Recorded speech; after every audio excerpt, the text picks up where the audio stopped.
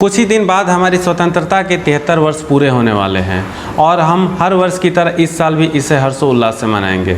लेकिन 73 साल की यात्रा में भारत कितना बदला है और तरक्की किया है, आज के वीडियो में हम उसका विश्लेषण करेंगे। तो नमस्कार दोस्तों, मैं कुमार विमलेश आप सभी का स्वागत करता हूं आपके अपने यूट्यूब चैनल बीट द रस पे।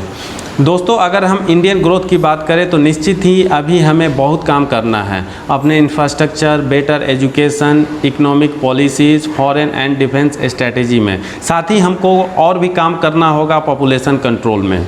लेकिन चूंकि आज मौका खुशी का है, इसीलिए मैं किसी निगेटिव या फेलियर्स की बात नहीं करूंगा और केवल मैं उन 10 मेजर एरियाज़ के बारे में चर्चा करूंगा जो भारत ने काफ़ी कुछ हासिल किया है उस क्षेत्र में।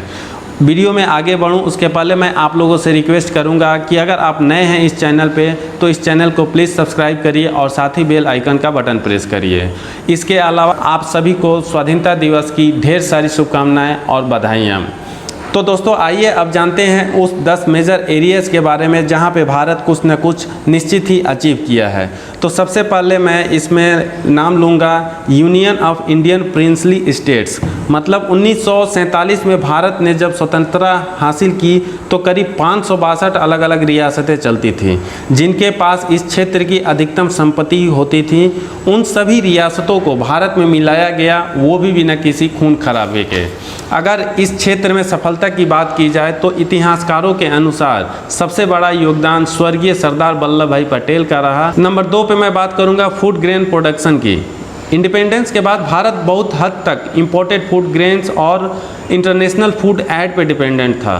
करीब 1965-66 तक ये स्थिति बनी रही। आज हमारे पास फूड प्रोडक्शन इतना ज़्यादा है कि हम अपनी ज़रूरत पूरी करने के बाद बहुत सारे आइटम्स हम एक्सपोर्ट कर रहे हैं। फ़िलहाल हम दुनिया के लार्जेस्ट प्रोड्यूसर बन चुके हैं कुछ क्षेत्र में, जैसे fresh fruit, milk, pulses, oil seeds और सनफ्लावर सीड्स के क्षेत्र में।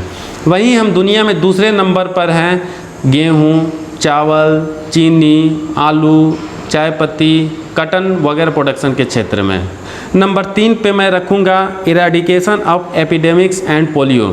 स्वाधीनता के बाद जीने का एवरेज उम्र 32 साल था, जो अब करीब 69 साल हो गया है 2020 में। क्योंकि स्वाधीनता के काफ़ी दिन बाद तक हमारा देश काफ़ी महामारियों की चपेट में आ जाता था, जैसे polio, cholera, plague, cholera, swine flu आदि।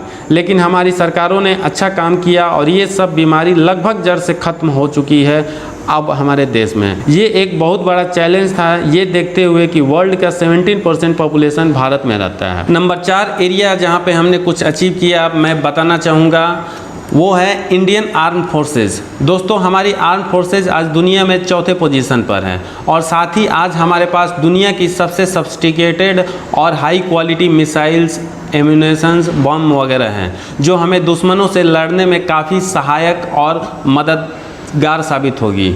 ये सब अचीव करना बहुत बड़ा चैलेंज था जब हम अपनी 1947 की स्थिति के बारे में पढ़ते हैं और देखते हैं। नंबर 5 अचीवमेंट है first voting after India's independence.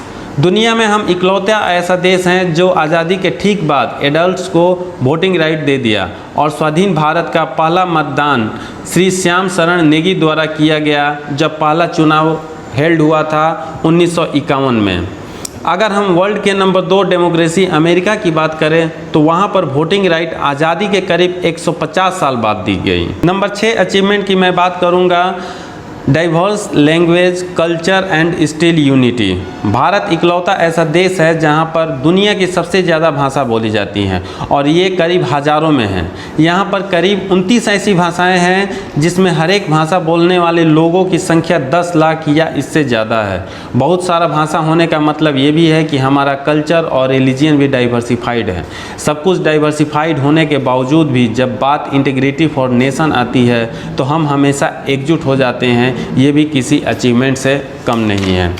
Number 7 achievements है स्पेस एंड डिफेंस प्रोग्राम। आज हम लगभग आत्मनिर्भर हैं डिफेंस और स्पेस टेक्नोलॉजी में। साथ ही one of the most advance nations भी हैं इस फील्ड में। हमारे कई इंडियंस कई इम्पोर्टेड स्पेस प्रोग्राम्स डेवलप करने में सफल रहे जिसका सुखद रिजल्ट 1969 में मिला। जब हमारा देश लूनार और मार मिशन जैसे कई स्पेस प्रोग्राम्स लॉन्च करने में सफल रहा, जो आगे चलकर लो कॉस्ट सैटेलाइट डेवलप करने में भी कारगर साबित हुआ। बहुत सारा धन्यवाद हमारे इंडियन स्पेस रिसर्च ऑर्गेनाइजेशन को इसके लिए। नंबर 8 अचीवमेंट्स हैं technical education and digital India. स्वाधीनता के बाद धीरे धीरे ही सही भारत टेक्निकल एजुकेशन सेक्टर में काफ़ी आगे बढ़ रहा है, जिसका रिजल्ट अब तक ये निकला है कि हम पूरे विश्व को high quality engineers, doctors, researchers आदि देने में कामयाब हैं। और साथ ही फूड ग्रेन्स प्रोडक्शन 4 टाइम्स बढ़ा और स्पेस प्रोग्राम लॉन्च हुआ। कई महामारियों से परमानेंट छुटकारा मिला और आईटी सेक्टर का हब बनने में भी भारत सफल रहा। 9वें नंबर पर अचीवमेंट आता है इंफ्रास्ट्रक्चर के क्षेत्र से।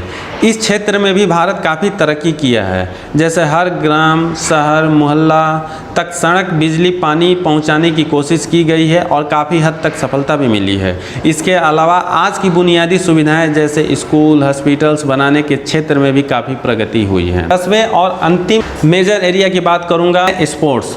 वैसे स्पोर्ट्स के क्षेत्र में काफ़ी प्रोग्रेस होना है, फिर भी हॉकी जो हमारा नेशनल गेम है 5 बार ओलंपिक गोल्ड मेडल हम जीत चुके हैं 1947 के बाद। इसके अलावा क्रिकेट की अगर हम बात करें तो 3 बार वर्ल्ड कप और 1 बार मिनी वर्ल्ड कप हम जीत चुके हैं। इसके अलावा और भी बहुत सारे मेडल्स और प्राइजेस हमारे स्पोर्ट्स पर्सन अलग अलग इवेंट में जीत चुके हैं, चाहे वो इंडिविजुअल में हो या टीम में हो।